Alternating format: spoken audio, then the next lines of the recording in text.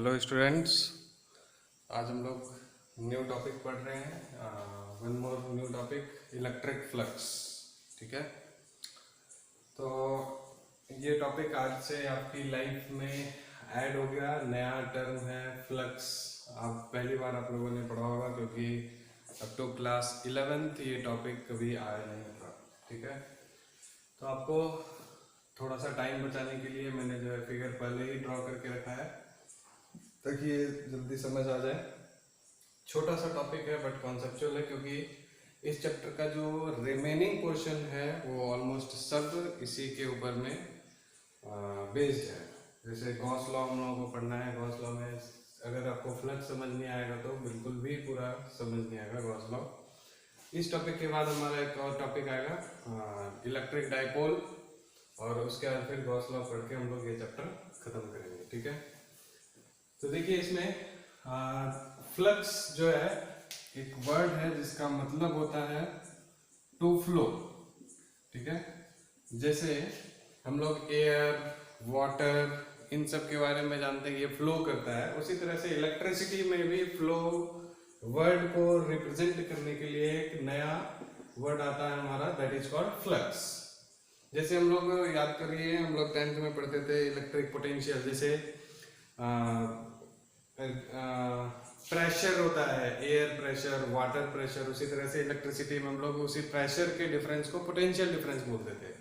उसी तरह से यहाँ पर फ्लो को हम लोग यहाँ पर फ्लक्स बोलते हैं। ठीक है, समझ आ गया?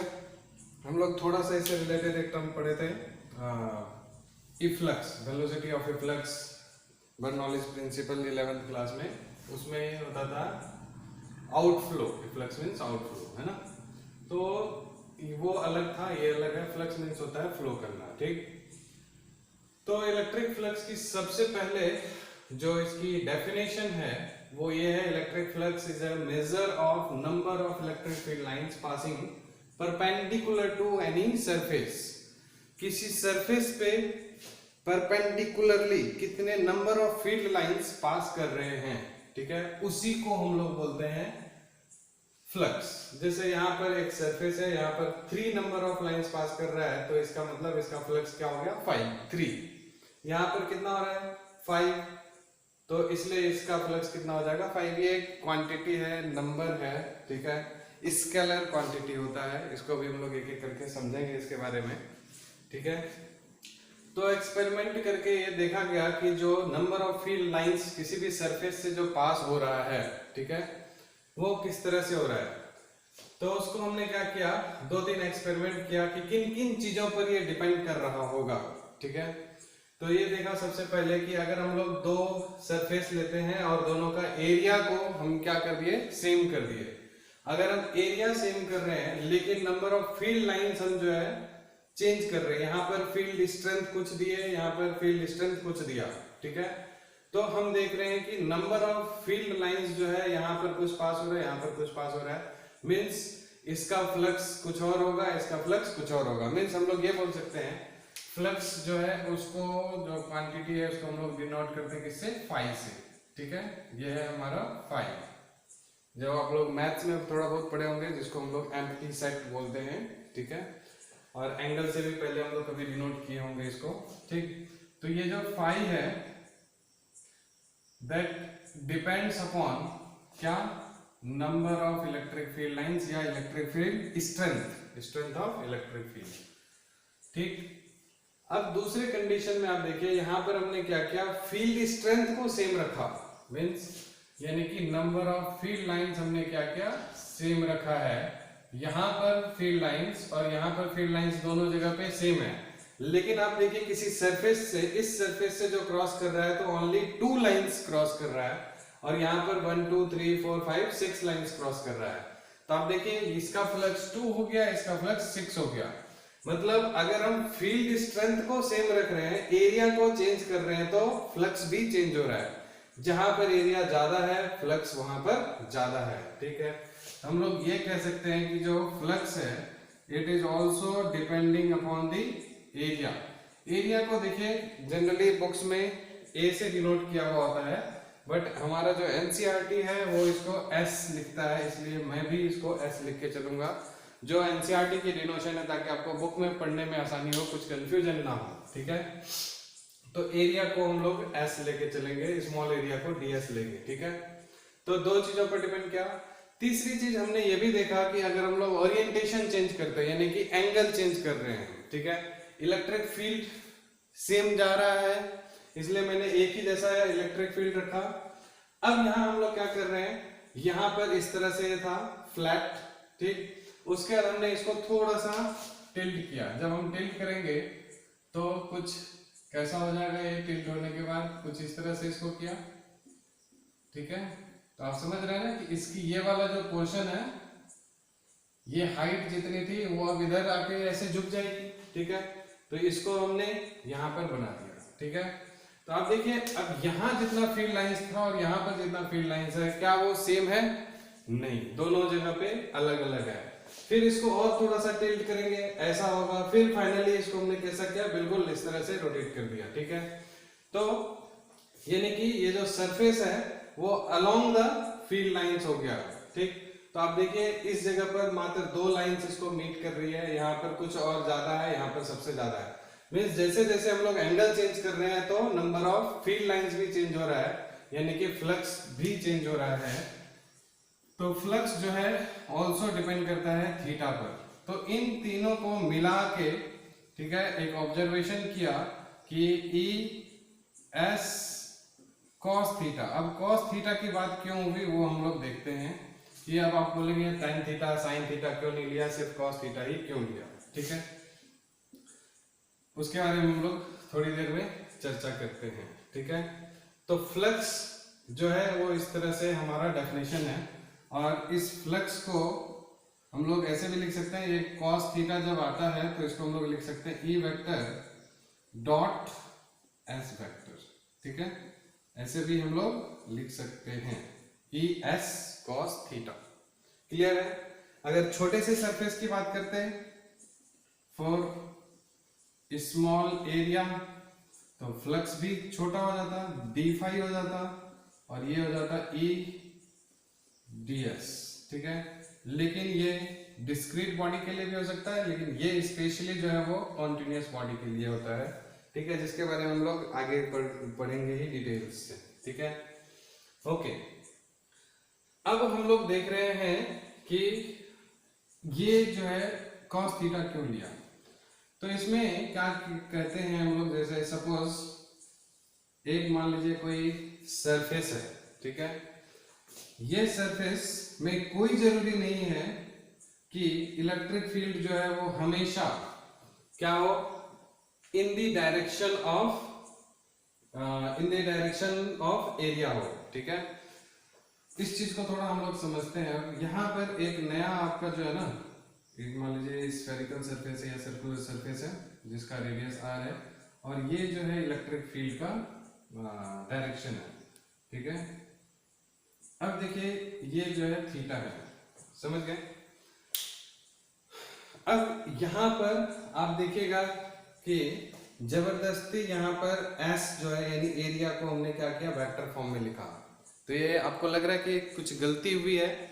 एरिया तो स्केलर क्वांटिटी अभी तक हमने पढ़ा है, एरिया वेक्टर क्वांटिटी नहीं पढ़ा है। हाँ, पढ़ा था थोड़ा बहुत जब हम लोग 11th क्लास में, है ना, डॉट प्रोडक्ट क्रॉस प्रोडक्ट पढ़ते थे, वहां पर हम लोग बात किए थे जब area of parallelogram, area of triangle, जैसे अगर हमारा ऐसा शेप होता था पैरेललोग्राम का, उसकी एरिया फाइंड आउट करनी होती थी, ये वेक्टर ए होता था, ये वेक्टर बी होता था। ठीक है, तो उस कंडीशन में जब हम लोग क्या करते थे, एरिया ऑफ पैरेललोग्राम फाइंड करना होता था, तो क्या करते थे, ए क्रॉस बी करते थे, है ना, क्योंकि ये वाला डिस्टेंस जो होता था ये थीटा है, तो ये डिस्टेंस कितना होता था, बी साइन थीटा होता था, और इस वजह से ए बी साइन थीटा, है ना, थीटा लगेंगे, ये डिस्टेंस ये बी है, तो ये वाला डिस्टेंस बी साइन थीटा होगा। तो A B sine theta area होता था, और इसलिए इसको हम लोग क्या करते थे, ए क्रॉस बी करते थे। याद आ रहा है? थोड़ा बहुत नहीं आ रहा है तो सीख लीजिए, पढ़े नहीं है पहले अगर, तो हमेशा याद रखना है। जैसे पैरेललोग्राम होता है तो बेस इंटू हाइट, ये थीटा है, ये बी है, तो ये कितना हो जाएगा, बी साइन थीटा, ट्रिग्नोमेट्री लगा के। ओके, तो बेस इंटू हाइट से हमारा हो गया ए बी साइन थीटा। ठीक है। इसलिए अब A B sine theta cross product होता था तो ए क्रॉस बी लिखते थे, ठीक। तो ये होता था हमारा एरिया ऑफ पैरेललोग्राम। ट्रायंगल के लिए क्या करते थे, ये हाफ हो जाता था, हाफ टाइम्स ए क्रॉस बी करते थे। लेकिन जब एरिया की बात होती थी हम लोग, ये जो आता है ये नॉट एरिया का magnitude, it gives you area vector not magnitude, ठीक है। जब मैग्नीट्यूड निकालना होता था तो हम लोग क्या करते थे, इसमें मॉड लगाते थे, इसका मॉड फाइंड आउट करते थे, ठीक है। तो अब देखिए ध्यान से, यहाँ पर ये जो क्रॉस प्रोडक्ट होके यानी एरिया का जो डायरेक्शन होता था वो हम लोग पढ़ते थे, ये जो एन कैप होता है दिस इज परपेंडिकुलर, यानी ए क्रॉस बी, दो वेक्टर का क्रॉस प्रोडक्ट करेंगे तो perpendicular to both A and B. जैसे याद करिए आप लोग आई क्रॉस जे करना होता था तो आई जे साइन थीटा और एन कैप क्या होता था, है ना। जैसे इसको हम लोग कैसे लिखते थे, magnitude of i magnitude of j, i और जे के बीच में थीटा 90 डिग्री, ठीक है। और एन कैप यानी कि perpendicular to both i and j, तो कौन, के कैप, ठीक है। तो ये 1 1 1 के कैप, तो समझ आ रहा है, यानी कि क्रॉस प्रोडक्ट जब करेंगे it is perpendicular to both. तो उसी तरह से यानी कि perpendicular to both length and breadth, it means कि लेंथ और ब्रेथ दोनों के ऊपर परपेंडिकुलर। आप इसको कैसे समझेंगे, जैसे सपोज ये देखिए एक सरफेस है, रेक्टेंगुलर सरफेस है, ठीक है। तो इसका लेंथ ये है, ब्रेथ ये है, तो इसका एरिया का डायरेक्शन क्या होगा, perpendicular to both length and breadth. देखिए लेंथ पे भी परपेंडिकुलर है, ब्रेथ पे भी परपेंडिकुलर है, ठीक है। यानी कि एरिया वेक्टर जो होगा, अच्छा अब आप बोल रहे हैं कि ये हो सकता है ये इसके ऊपर परपेंडिकुलर है, अगर ऐसे हम लोग करके देखेंगे तो ये भी परपेंडिकुलर है, यानी ऐसा भी परपेंडिकुलर हो सकता है, ऐसा भी परपेंडिकुलर हो सकता है। अब दोनों में कौन सा पॉजिटिव कौन सा नेगेटिव, तो एजम्पशन है हमारे ऊपर कि हम किसको एज्यूम कर रहे हैं, या फिर क्वेश्चन में जैसा दिया हुआ रहेगा उसके बेसिस पे हम लोग करेंगे, ठीक है। समझ आ रहा है। तो एरिया वेक्टर समझ में आ गया कि perpendicular to both A vector and B vector, यानी कि सरफेस पे परपेंडिकुलर। जैसे ये है, इसको समझिए, यहाँ पर आप देखिए ये जो है ये एक सरफेस है, उसके ऊपर में परपेंडिकुलर हो गया तो ये एरिया वेक्टर हो गया, ठीक है। ऐसे है तो एरिया वेक्टर का direction perpendicular to the surface, surface के साथ 90 डिग्री का एंगल बनाएगा, कहीं पे भी होगा तो हमेशा 90 डिग्री का एंगल बनाएगा एरिया किसी भी सरफेस के ऊपर। क्लियर है ये बात, ठीक है। अब यानी कि ये चीज आपको समझ में आ गया कि ये डॉट प्रोडक्ट एरिया यानी कि वेक्टर क्वांटिटी होती है, ठीक है। अभी हम लोग यहाँ पर ट्रीट कर रहे हैं उसको वेक्टर की तरह, ठीक है। अब कोई डेफिनेशन देखिए, डेफिनेशन में क्या लिखा है, electric flux is a measure of number of electric field lines passing perpendicular to any surface, ठीक है। तो अब इसके ऊपर ये एक सर्कुलर सरफेस है, ठीक है, सर्कुलर है या इसको आप स्फेरिकल मान लीजिए। तो जैसे सर्कुलर सरफेस है तो उसका जो एरिया वेक्टर होगा उसके ऊपर परपेंडिकुलर होगा, ठीक है। और हम लोग पढ़े हैं कि इलेक्ट्रिक फील्ड लाइंस किसी भी अगर कंडक्टर है या सरफेस है तो इलेक्ट्रिक फील्ड लाइंस वो हमेशा परपेंडिकुलर टू दी सरफेस होता है, ठीक है। लेकिन वो तब होता है जब वो चार्ज्ड बॉडी हो, ठीक है, जब वो चार्ज्ड बॉडी हो तब ये, लेकिन यहाँ पर ये चार्ज्ड बॉडी नहीं है, एक कोई सा भी बॉडी रखा हुआ है तो इसके ऊपर इलेक्ट्रिक फील्ड कोई जरूरी नहीं कि वो हमेशा परपेंडिकुलर ही होगा, किसी भी डायरेक्शन में हो सकता है। तो अभी सपोज ये जो है इलेक्ट्रिक फील्ड इस डायरेक्शन में है और एरिया वेक्टर यहाँ पर हम लोग क्या मान लेते हैं, इस डायरेक्शन में है, this is perpendicular to the surface, ठीक है, ये सरफेस के ऊपर परपेंडिकुलर है। तो हम लोग इलेक्ट्रिक फील्ड का जो कंपोनेंट है वो हमेशा, या फिर एरिया का जो कंपोनेंट है वो हमेशा in the direction of electric field लेंगे, ठीक है। और एनसीईआरटी इसको ये बोलता है कि एक जो एरिया वेक्टर का मतलब कि एरिया वेक्टर जो भी होगा उसका प्रोजेक्शन लेंगे अलोंग इलेक्ट्रिक फील्ड, ठीक है। तो आपको प्रोजेक्शन के बारे में मालूम है, हम लोग पढ़ चुके हैं 11th क्लास में कि इसके ऊपर हम लोग क्या करते हैं, यहां से परपेंडिकुलर ड्रॉ करते हैं, है ना। जैसे ये है तो एक वेक्टर मान लीजिए, इसको अगर इसको ज्यादा अच्छे से समझने के लिए इसको एरिया कर देता हूँ, इसको इलेक्ट्रिक फील्ड कर देता हूँ। तो देखिए यहाँ से एरिया से हम लोग क्या कर रहे हैं, इसका प्रोजेक्शन फाइंड आउट कर रहे हैं। तो ये हमारा हो जाता था क्या, a cos थीटा, जैसे a है तो a cos थीटा, क्लियर है ना। तो इसलिए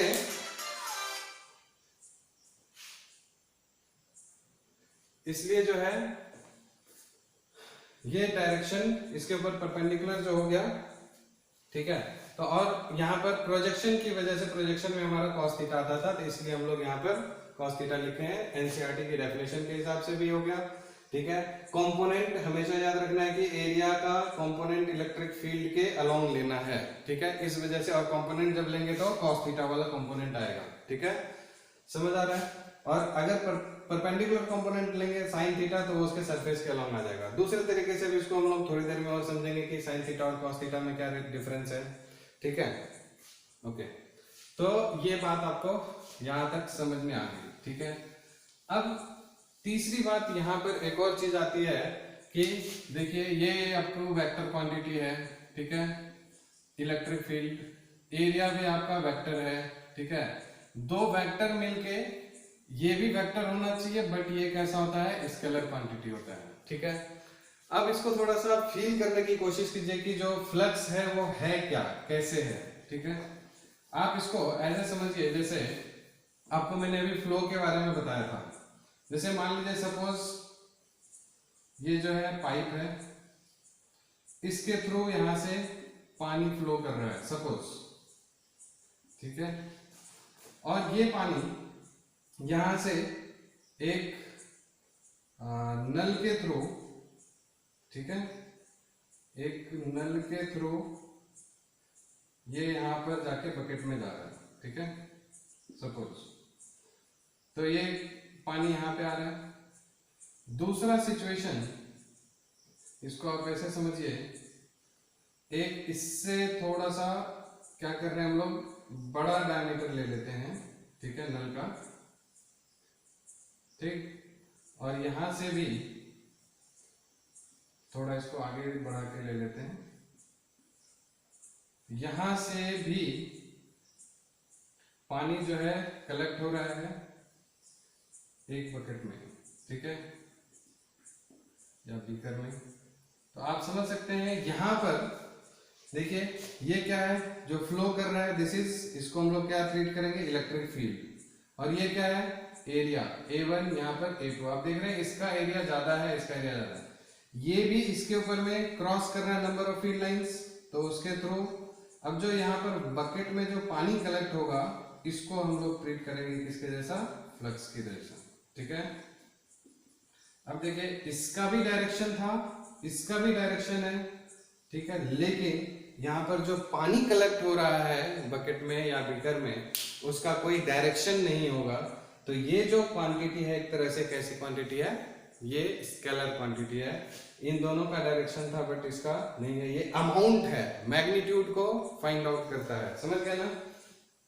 ओके, तो ये चीज आपको थोड़ा बहुत समझ में आ रहा होगा। फ्लक्स को आप फील कर पा रहे होंगे कि क्या है एक्चुअल में फ्लक्स, ठीक है। ये एक स्केलर क्वांटिटी है, कीप इन माइंड, ठीक। ओके,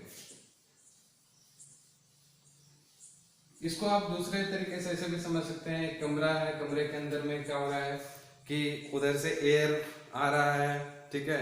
एयर जब आएगा, आपका मान लीजिए दो खिड़कियां या 3 खिड़कियां, एक खिड़की को आप ओपन करेंगे तो कुछ कम अमाउंट ऑफ एयर इन करेगा, 2 विंडो को आप ओपन करेंगे तो ज्यादा अमाउंट ऑफ एयर आएगा। तो जो एयर कमरे के अंदर में आया वो क्या हो गया, फ्लक्स की तरह हो गया, ठीक है। जो एयर उधर से आ रहा है वो क्या हो गया, इलेक्ट्रिक फील्ड। और जो एरिया है विंडो की वो क्या हो गया, आपका एरिया, ठीक है। तो आप इससे भी समझ सकते हैं तो स्केलर और वेक्टर क्वांटिटी में रिलेशनशिप, ठीक है। ओके, तो थोड़ा बहुत आपको आई थिंक ये क्लियर हो गया होगा इलेक्ट्रिक फ्लक्स क्या होता है। अब आप इस फॉर्मूले से क्या कर सकते हैं, वेरिएशंस देख सकते हैं। अगर आपका थीटा, जो थीटा है, ठीक है, वो अगर 0 से 90 डिग्री के बीच में हो जाए, 0 डिग्री से लेके 90 डिग्री के बीच में हो जाए, ठीक है, तो आपका फ्लक्स जो होगा आपको पता है वो हमेशा पॉजिटिव होगा, ठीक है। यानी जैसे ये है, अगर इलेक्ट्रिक फील्ड, अच्छा यहाँ ये नहीं बताया आपको कि थीटा क्या है, where theta is angle between electric field and area vector, ठीक है। तो एरिया वेक्टर और इलेक्ट्रिक फील्ड के बीच में जो एंगल होता है उसको हम लोग थीटा बोलते हैं, ठीक है। तो इलेक्ट्रिक फील्ड ये है और एरिया वेक्टर इसका, अब यहाँ पर क्या हो गया आपका, देखिए इसका जैसे ऐसे सरफेस है तो थीटा क्या हो जाएगा 90 डिग्री, और यहाँ पर क्या हो रहा है थीटा, इसके ऊपर में सरफेस इस तरह से है तो इसका जैसे ये है, ठीक, ये सरफेस है। अब इसको समझिएगा थोड़ा सा कि ये आपका सरफेस है और ये फील्ड लाइंस है, ठीक है। तो इस कंडीशन में देखिए ये फील्ड लाइंस को हम लोग सेम रख रहे हैं ऐसे, तो number of field lines cross कर रहा है, लेकिन अगर हम लोग यानी कि यहाँ पर फ्लक्स होगा कुछ ना कुछ, लेकिन अगर हम लोग इसको इस तरह से रखेंगे तो फील्ड लाइंस आ रहा है। अब देखिए कि पहले के रिस्पेक्ट में अब जो है ना, अब ये सरफेस था, अब इसको हमने ऐसे रोटेट कर दिया 90 डिग्री से, अब पहले के रिस्पेक्ट में अब जो फील्ड लाइंस है वो ऑलमोस्ट नेग्लिजिबल हो जाएगा, इसको जस्ट क्रॉस करते हुए चले जाएगा। समझ आ रही है बात, ठीक है। मतलब जब 90 डिग्री हो जाता है, अच्छा इसको एरिया के साथ भी आपको दिखाना था, ठीक है, तो इसलिए ज्यादा अच्छा होगा कि इस तरह से हम इसको दिखाएं। ये सरफेस है, ठीक है, इसको हमने पकड़ लिया, ये इसका एरिया वेक्टर है, ठीक है। अब ध्यान दीजिएगा, ये एरिया वेक्टर है और ये सरफेस है, ये जो है हमारा फील्ड लाइंस है। फील्ड लाइंस ऐसे जा रहा है, एरिया वेक्टर इस तरह से आ रहा है। सरफेस के साथ इलेक्ट्रिक फील्ड लाइंस कितने पे एंगल पे है 90 डिग्री पे, लेकिन सरफेस के साथ 90 डिग्री है, लेकिन एरिया वेक्टर के साथ एंगल कुछ ना कुछ बना रहा है। आ रही बात समझ में? तो कितना एंगल बन रहा है, अगर हम इसको इलेक्ट्रिक फील्ड को पॉजिटिव मानते हैं तो इसको नेगेटिव मानेंगे तो ये थीटा कितना हो जाएगा 180 डिग्री, और कॉस 180 डिग्री क्या होगा -1 होता है, तो नेगेटिव फ्लक्स आ जाएगा यहाँ पर, ठीक है। आ रही बात समझ में? अब अगर हम लोग क्या कर रहे हैं, सरफेस को इलेक्ट्रिक फील्ड के पैरेलल लेके जा रहे हैं, ठीक है, तो उस कंडीशन में देखिए यहाँ पर field lines almost negligible cross होगा, है ना, ऐसे सीधा निकल जाएगा इसको। तो उस कंडीशन में इसके साथ सरफेस के साथ तो ये थीटा कितना बना रहा है 0, लेकिन एरिया के साथ इलेक्ट्रिक फील्ड का जो डायरेक्शन है वो 90 डिग्री हो रहा है। तो 90 डिग्री में cos 90 कितना होता है 0। आप यहां से भी वेरीफाई कर सकते हैं, जब थीटा 90 डिग्री होगा तो फ्लक्स 0 होगा, लेकिन 0 से 90 के बीच, 0 से 90 के बीच, जैसे यहाँ पर क्या था 0 था, ऐसे ऐसे ऐसे ऐसे कुछ ना कुछ होगा, 90 पे 0 हो जाएगा, ठीक है। और 180 पे तो आपने देखा था मैक्सिमम होगा, मतलब अपोजिट डायरेक्शन में, ठीक है। cos 180 डिग्री -1 होता है तो नेगेटिव में आ जाएगा, ठीक है। तो अगर थीटा मतलब एरिया वेक्टर और इलेक्ट्रिक फील्ड वेक्टर के बीच का एंगल है, ठीक है, तो 0 से 90 में पॉजिटिव हो गया, ठीक, क्योंकि फर्स्ट क्वाड्रेंट में cos थीटा पॉजिटिव होता है। और अगर थीटा 90 डिग्री है तो उस समय में फ्लक्स क्या हो जाएगा 0, ठीक है। थीटा 90 मतलब इलेक्ट्रिक फील्ड और एरिया वेक्टर, नॉट सरफेस, ठीक है, के बीच अगर थीटा 90 डिग्री होगा तो फ्लक्स 0। अगर थीटा 180 डिग्री भी होगा, क्योंकि cos 180 डिग्री भी होता है, और 90 से बड़ा हो और 180 डिग्री से छोटा हो, ठीक, तो सेकेंड क्वाड्रेंट में हो गया। और 180 डिग्री पे भी -1 ही होता है, यानी कि सेकेंड क्वाड्रेंट में cos थीटा नेगेटिव होता है, तो सब कुछ मिला जुला के ये जो है this implies phi is negative, ठीक है। यानी कि हम लोग ये समझ सकते हैं कि फ्लक्स जो है वो पॉजिटिव भी हो सकता है, नेगेटिव भी हो सकता है और 0 भी हो सकता है। समझ आ रहा है? ये एक स्केलर क्वांटिटी है, पॉजिटिव, नेगेटिव और 0 पॉसिबल है, ठीक, क्लियर है इतना? अब देखिए इसकी हम लोग SI यूनिट फाइंड आउट कर सकते हैं या नहीं? What is the SI unit of flux? तो flux is equal to, formula है आपका क्या, ES cos थीटा का, तो क्योंकि ट्रिग्नोमेट्रिक क्वांटिटी है कोई यूनिट नहीं है, ठीक है, वो यहाँ पर हम लोग उसकी बात नहीं करेंगे, एरिया और इलेक्ट्रिक फील्ड, ठीक है। तो ये कितना आ गया आपको, इलेक्ट्रिक फील्ड का क्या होता है फोर्स पर यूनिट चार्ज, तो फोर्स का न्यूटन पर कूलम, और एरिया का मीटर स्क्वायर। इसको हम लोग कैसे लिखेंगे, SI unit of flux is newton metre square coulomb -1, ठीक है, समझ आ रहा है? ओके, तो इसको हम लोग और दूसरा यूनिट वोल्ट मीटर भी बोल सकते हैं, ठीक है, आगे चल के पढ़ेंगे। कि वोल्ट वगैरह के बारे में तो अभी नहीं पढ़े हैं, और इसको हम लोग आगे चल के गॉस भी बोलते हैं, इसके बारे में डिटेल से बाद में पढ़ेंगे, ठीक है। अच्छा, इसके डायमेंशन की अगर बात करें तो इसका डायमेंशन हम लोग कैसे फाइंड आउट करेंगे? तो dimension of electric field, flux का dimension is equal to dimension of electric field into dimension of area. तो इलेक्ट्रिक फील्ड का डायमेंशन फोर्स पर यूनिट चार्ज, तो फोर्स का डायमेंशन डिवाइडेड बाय एरिया का डायमेंशन, फोर्स पर यूनिट चार्ज और into में एरिया का डायमेंशन। फोर्स का डायमेंशन क्या होता है? mlt माइनस 2, चार्ज का at और एरिया का a, area length into breath, तो l स्क्वायर, ठीक है। तो ओवरऑल क्या आ गया आप देखिए, this implies we can say that the dimension of flux is equal to m, l पे 3 हो जाएगा, m l 2 और 1 3, t पे -3 और a -1. So this is the dimension of electric flux. Got it? Okay. तो आई थिंक इलेक्ट्रिक फ्लक्स के बारे में ये सारी बातें आपको क्लियर होगी, समझ में आ रहा होगा, ठीक है। इससे रिलेटेड और भी एक दो बातें हैं जिसको मैं डिस्कस कर दे रहा हूं कि जब एरिया की बात आती है, ठीक है, तो एरिया हमेशा परपेंडिकुलर टू दी सरफेस लेते हैं, लेकिन उसमें डिफरेंट शेप्स होता है, उसके बारे में भी थोड़ा बहुत आपको डिस्कस कर देता हूं, ताकि इसके बाद जब हम लोग क्वेश्चंस करेंगे तो आपको आसानी से समझ आने लग जाएगा कि क्या है इससे ऊपर क्वेश्चंस, ठीक है। तो जैसे अगर हम लोग बात करें 3D शेप्स में, ठीक है, 2D शेप्स का हम लोग आसानी से समझ सकते हैं। जैसे स्क्वायर है तो स्क्वायर का एरिया क्या होगा?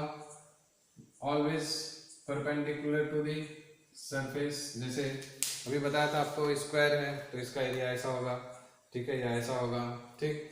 अगर सर्कल है तो सर्कल का perpendicular to the circular part, ठीक है, समझ रहे हैं ना। अब 3D शेप्स अगर होगा, 3D शेप्स में जैसे आपको मान लीजिए सबसे पहले एक क्लियरली समझने के लिए एक सिलेंड्रिकल सरफेस की बात कर लेते हैं, ठीक है। तो जैसे ये मान लीजिए सिलेंड्रिकल सरफेस है, ठीक। तो इसमें देखिए 3 सरफेस है, सरफेस नंबर 1, सरफेस नंबर 2 और सरफेस नंबर 3, ठीक है। इसको आपको प्रैक्टिकली मैं समझाता हूं एक बॉटल से, ओके।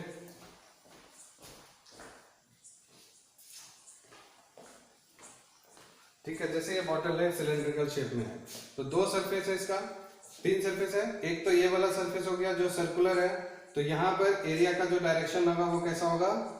ऐसे, ठीक है। यानी हम लोग यहाँ पर area perpendicular to the surface ऐसे करेंगे, एरिया वेक्टर ऐसा हो गया, ठीक है। दूसरा वाला भी सरफेस इसी तरह से है, इसके ऊपर भी perpendicular to the surface area vector. अब जो ये कर्व्ड सरफेस है, ठीक है, ये कर्व्ड सरफेस पे एरिया कैसा होगा? इस तरह से, ठीक है, इसके ऊपर परपेंडिकुलर। आप देखिए यहाँ रखिए, यहाँ रखिए, हर जगह पे इसके साथ एंगल कितना बनाएगा? 90 बनाएगा, ठीक है, समझ आ रहा है। तो इसके साथ यानी इन जगहों पर एरिया का जो डायरेक्शन हो जाएगा वो परपेंडिकुलर टू दी सरफेस ऐसा हो जाएगा। तीनों सरफेस समझ में आ गया, ओके। अब मान लीजिए अगर सपोज क्यूब शेप का है, ठीक है, तो क्यूब एक बना दीजिए। इस टाइप का जो है क्वेश्चन एनसीईआरटी में 2 एग्जाम्पल भी दे रखा है, तो वहां पे आपको और ज्यादा क्लियर होगा। सिलेंडर पे भी एक एग्जाम्पल है, क्यूब पे भी एक एग्जाम्पल है, तो उसको हम लोग डिस्कस करेंगे तो और क्लियर होगा ये। अब देखिए इस तरह से एक क्यूब है, ठीक, तो कई सारे इसमें 6 सरफेसेस हैं, ठीक है। तो इसको समझते हैं, जैसे पहले ये सरफेस है, ठीक, तो इस सरफेस का एरिया कैसे हो जाएगा? इस तरह से, ठीक है, परपेंडिकुलर टू दी सरफेस, ठीक। उसी तरह से फिर ये वाला जो सरफेस देख रहे हैं आप 2, तो यहाँ भी इस तरह से, ठीक है, ये देख रहे हैं ऐसा परपेंडिकुलर। इसको आपको और थोड़ा सा विजुअलाइज करके दिखाता हूँ मैं। जैसे मान लीजिए ये एक क्यूब है, क्यूब तो नहीं है, क्यूबॉइड है, तो इससे आप समझ लीजिए। तो इस क्यूबॉइड में 6 सरफेस हैं, तो सबसे पहला सरफेस, इस सरफेस, ये भी एक स्क्वायर है तो स्क्वायर के ऊपर में परपेंडिकुलर टू दी सरफेस ऐसा होगा। दूसरा वाला पोर्शन इस तरह से है तो परपेंडिकुलर टू दी सरफेस, 2 हो गया। फिर तीसरा surface perpendicular to the surface, ठीक है। चौथा परपेंडिकुलर टू दी सरफेस, ये वाला एरिया रेक्टेंगुलर पोर्शन है तो परपेंडिकुलर टू दी सरफेस। पांचवा इस तरह से परपेंडिकुलर टू दी सरफेस, ठीक है। और छठा परपेंडिकुलर टू दी सरफेस, ठीक है। समझ आ गया होगा आपको।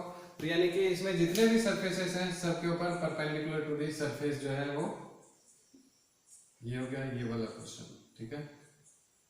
कौन सा? ये वाला है ना। और एक ये, तो 6 सरफेस है, 6 के 6 केस में जो है वो परपेंडिकुलर टू दी सरफेस होगा। उसके बाद आ जाता है आपका कौन सा? स्फेरिकल। स्फेरिकल आप देखिए, अगर ऐसा है स्फीयर तो हर जगह पर जो है वो कैसा होगा? Perpendicular to the surface, normal vector बनेगा, है ना। तो हर जगह पर perpendicular to the surface area vector का डायरेक्शन होगा। आई थिंक क्लियर होगा आपको। तो 2 डायमेंशनल शेप, 3 डायमेंशनल शेप, इन सब में एरिया वेक्टर के बारे में जब भी आपको डिस्कशन आएगा, जब क्वेश्चन आएगा तो हम लोग इसको इस तरह से सॉल्व करेंगे, ठीक है। तो क्वेश्चंस नेक्स्ट लेक्चर में हम लोग इसको करेंगे, इसके ऊपर में सारे। एक छोटा सा बस आपको बस एक फील कराने के लिए क्वेश्चन देता हूं। जैसे सपोज मान लीजिए क्वेश्चन कह रहा है कि एक स्क्वायर है, स्क्वायर का साइड कितना है? 0.5 मीटर मान लीजिए, ठीक है। और इसमें इलेक्ट्रिक फील्ड जो है वो सपोज, और ये स्क्वायर बोल रहा है आपको एक्स वाई प्लेन में है, यानी ये एक्स एक्सिस है और ये वाई एक्सिस है। तो एक्स वाई प्लेन में आपको एक स्क्वायर गिवन है, ठीक। और यहाँ पर इलेक्ट्रिक फील्ड की वैल्यू दे रखा है 2i cap plus 3j cap into 10 की पावर -3 न्यूटन पर कूलम, ठीक है। इलेक्ट्रिक फील्ड की यूनिट यही होती है। तो आपको फाइंड आउट करना है कि what will be the flux through this square, यानी यहाँ से हम लोग electric field X Y plane में दे रहे हैं, ठीक। तो फ्लक्स कितना होगा? तो अभी हमने पढ़ा था फ्लक्स का फॉर्मूला क्या होता है। सॉल्व कर ले इसको, आप लोग खुद कर सकते हैं, आपको समझ में आ गया होगा, कुछ लोग क्लियरली देख चुके होंगे। सो फ्लक्स का फॉर्मूला होता है E डॉट S, ठीक है। तो E हमारा है 2i cap plus 3j cap into 10⁻³ Newton पर कूलम, ठीक है। अब इसके साथ न्यूटन पर कूलम को हम लोग बाद में लिख देंगे, ठीक है। इसके साथ हम लोग को क्या करना है? डॉट करना है किसका? Area vector. अब इसकी एक साइड कितनी है? स्क्वायर की एक साइड है कितना? 0.5 मीटर। तो इसका एरिया क्या होगा? a स्क्वायर, ठीक है। तो इट गिव्स यू 0.25 का होल स्क्वायर, 0.5 का होल स्क्वायर 0.25 मीटर स्क्वायर। लेकिन जब हम लोग एरिया वेक्टर की बात करेंगे तो ये एरिया वेक्टर कितना होगा? ये स्क्वायर रखा हुआ किस प्लेन में? एक्स वाई प्लेन में। तो एरिया वेक्टर किस में होगा? Perpendicular to both length and breadth. तो along length I cap, breadth J cap. तो एरिया वेक्टर जो होगा वो किधर होगा? के कैप के अलोंग, परपेंडिकुलर टू